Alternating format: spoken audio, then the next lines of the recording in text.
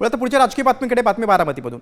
पोटनिवडणुकीत काँग्रेसचे आकाश मोरे यांना मैदानात उतरवणार आहे. प्रसिद्धीपत्रक काढून काँग्रेसनं आकाश मोरे यांची अधिकृत घोषणा केलेली आहे. यापूर्वी देखील 2014 मध्ये आकाश मोरे यांनी काँग्रेसकडून बारामती विधानसभा निवडणूक लढवली होती आणि आता आपण बघतोय की सुनेत्रा पवार या पोटनिवडणूक लढवणार आहेत, उमेदवारी अर्ज उद्या दाखल करणार आहेत. त्यांच्या विरोधात आता आकाश मोरेंना उमेदवारी काँग्रेसने दिली आहे.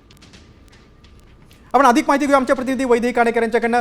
वैदेही, सुनेत्रा पवारांनी फोन केला होता सपकाळांना, विनंती केली होती आम्हाला पाठिंबा द्या, उमेदवार देऊ नका, मात्र काँग्रेसनं तसं केलं नाही, आकाश मोरेंना उमेदवारी दिली आहे.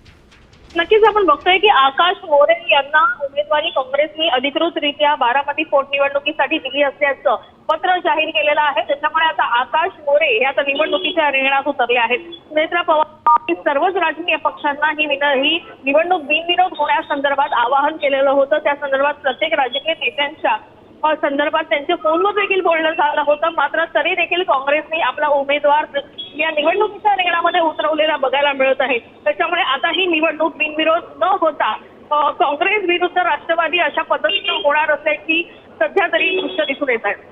वैद्य, तुम्ही सविस्तर माहिती दिलीत त्याबद्दल धन्यवाद.